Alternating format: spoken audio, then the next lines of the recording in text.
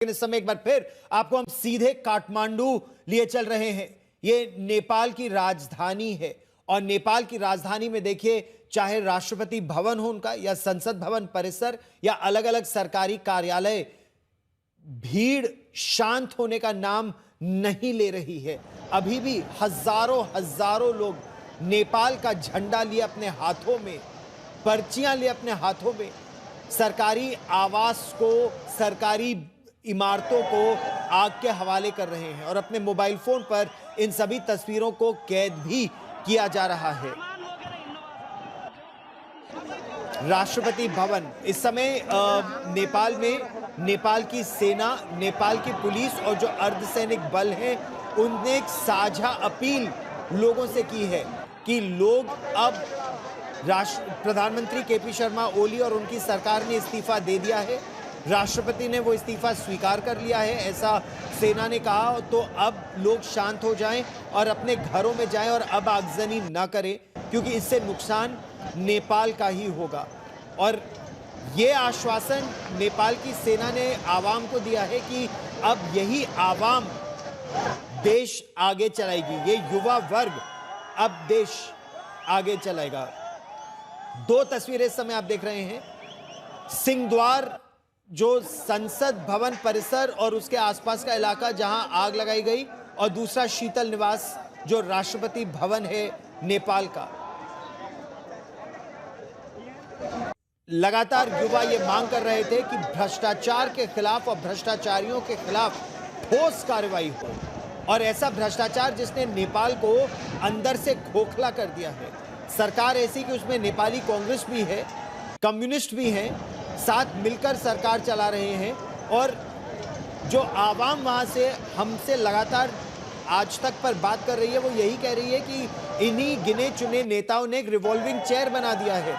कभी ये राज करता है तो कभी वो, कभी इसका बेटा तो कभी उसका परिवार, और भाई भतीजावाद वहां बहुत चल रहा है। और ये तस्वीर आप देखिए, लूटपाट के बाद संसद भवन से वहां का सामान उठाकर लोग वहां से निकल रहे हैं। ये तस्वीर आप देखिए, गुस्सा इतना कि तोड़फोड़ और आगजनी कर रहे हैं और वहां से सामान उठाकर युवा लेकर जा रहे हैं।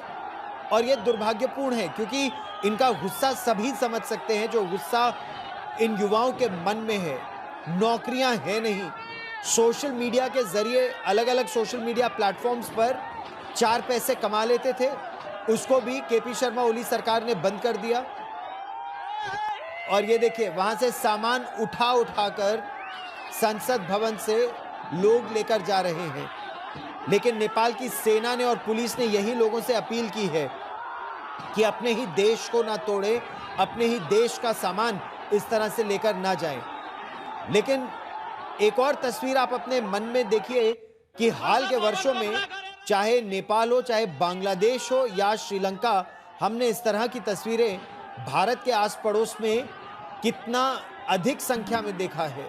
और ये आपको दिखाता है कि किस तरह से या भ्रष्टाचार के खिलाफ या तानाशाही के खिलाफ, या जिस तरह से लोगों की आवाज नहीं सुनी जा रही, उसके खिलाफ लोगों का गुस्सा फूट रहा है। और बांग्लादेश की बात करें तो विदेशी ताकतें तख्ता पलट कराने में कितनी सफल रहीं कि स्टूडेंट्स बांग्लादेश के परिप्रेक्ष्य में छात्रों को आगे करके कट्टर इस्लामिक संगठन अब बांग्लादेश में पहुंच चुके हैं।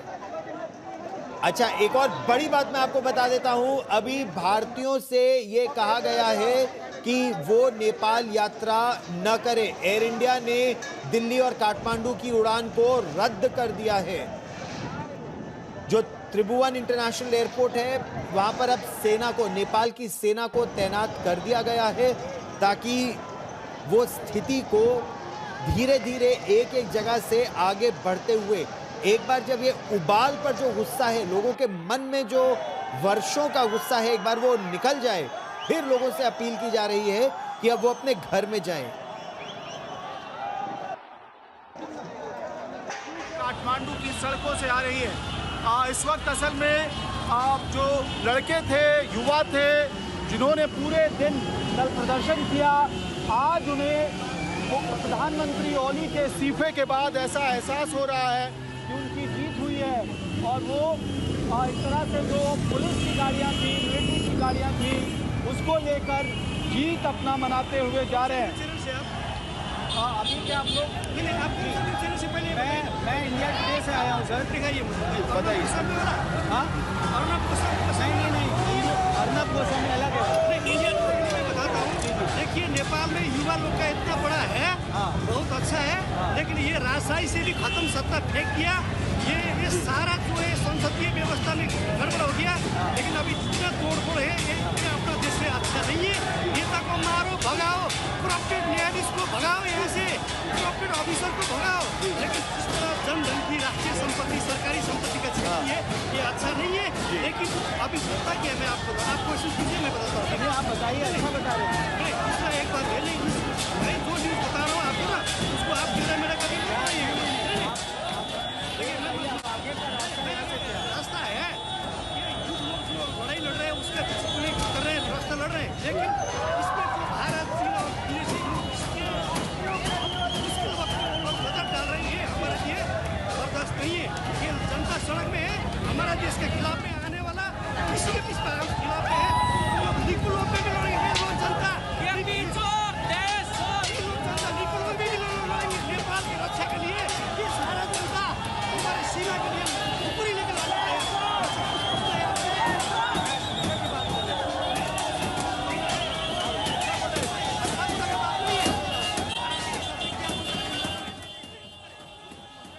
तो देखिए, ये नेपाल की आवाम है जो कह रही है कि हमने राजशाही को भी खत्म किया और हमने भ्रष्ट तंत्र को भी खत्म किया और नेपाल का युवा अब देश को आगे लेकर जाएगा। और बिल्कुल सही इन युवाओं का ये कहना है कि अब युवा देश को चलाएंगे नेपाल में। बालेंद्र शाह का नाम सामने आ रहा है वो, और ये तस्वीरें आप देखिए काठमांडू में किस तरह जबरदस्त आगजनी कि काठमांडू के ऊपर का जो पूरा आकाश है वो काला होता जा रहा है, धुएं का गुबार हर ओर, कहीं पथराव तो कहीं आगजनी तो कहीं तोड़फोड़।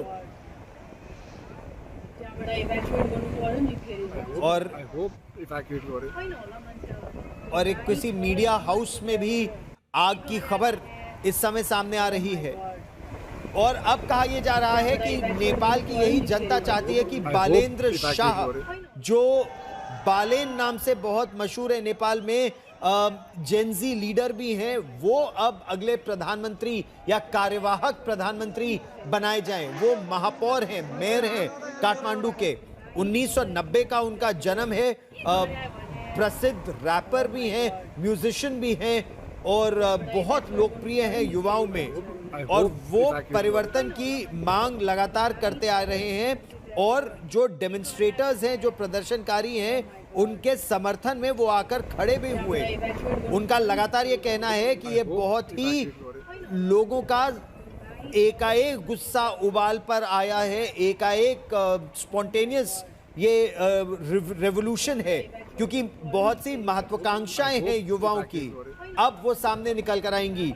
ये उनका बयान अभी सामने आया है और उनको उम्मीद यह है कि क्या नेता, क्या कार्यकर्ता और क्या लॉ मेकर्स और कैंपेनर्स, वो सब युवाओं के साथ मिलकर नेपाल को अब आगे बढ़ाएं।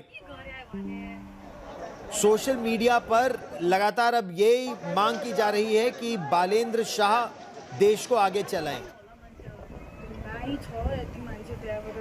और नेपाल के युवा ये कह रहे हैं कि जो बांग्लादेश में हो रहा है उससे हमारी तुलना न करें, क्योंकि हमारे पास एक क्लियर प्लान भी है, क्लियर विजन भी है।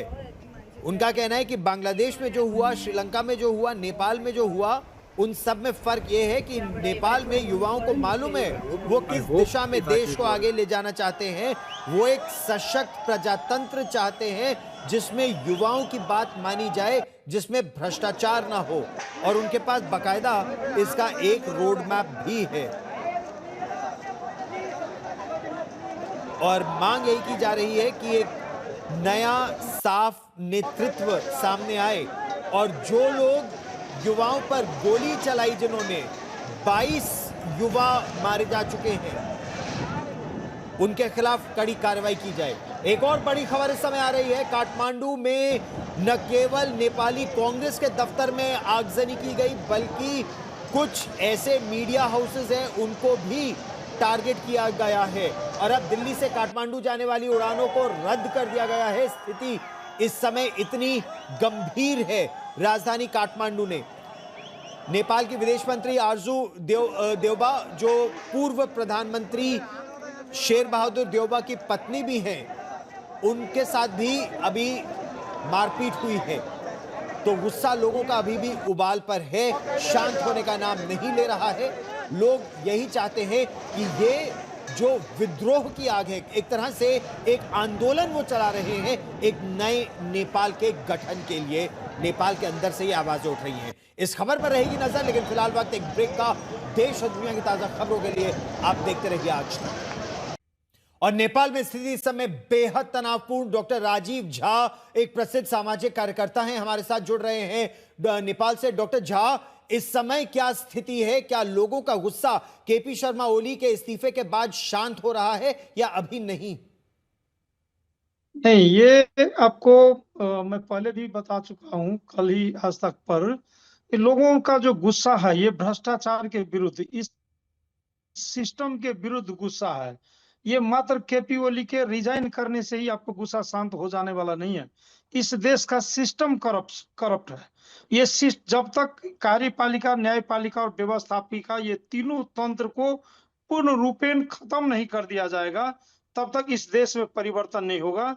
और ये जब तक ये खत्म नहीं होगा, तब तक जो है ना, लोगों का गुस्सा खत्म नहीं होगा। ये आज का गुस्सा नहीं है। ठीक। जब राजशाही था, राजशाही खत्म के बाद 36 वर्ष में लोकतंत्र आया, तो लोगों को लगा कि अब अवस्था सुधरेगा, अब नेपाल विकास करेगा, यहीं रोजगारी मिलेगा। लेकिन न यहाँ रोजगारी मिला, लोगों को पलायन होना पड़ा। करीब करीब 1 करोड़ लोग देश से बाहर है। उस देशवासी के पठाया हुआ पैसा, विदेश में रहने वाले जो लोग हैं, उनका पठाया हुआ पैसा से इस देश का अर्थतंत्र चलायमान है। उस रेमिटेंस से ये देश चलता है। और यहाँ के लोग, यहाँ के ब्यूरोक्रेट्स के लोग, यहाँ के राजनीतिक कर्मी, यहाँ के आपको एनजीओ कर्मी, ये सब जो है ना, आपको उस पैसे से ऐसे आराम करता था, करता था। ये अच्छा, महंगे गाड़ियां, 5-5 करोड़ का गाड़ी चलता। सेना ने लोगों से अपील की है वो घर के अंदर जाएं और बालेन शाह को कार्यवाहक प्रधानमंत्री बनाने की बात चल रही है, तो वो किस तरह से स्थिति को शांत कर पाएंगे? आप किस तरह से इसको देखते हैं? नहीं, ये अब जो है ना, थोड़ा सा संयमित होकर के आना चाहिए। आंदोलनकारी को भी संयमित भी होना चाहिए। और ये केपी ओली को विश्व के किसी भी देश संरक्षण नहीं दे, ये हम लोग आग्रह भी करते हैं सभी से। और यहाँ आपको ये अब आंदोलनकारी सबको संयमित। ठीक, आप मेरे साथ जुड़े, बहुत बहुत धन्यवाद।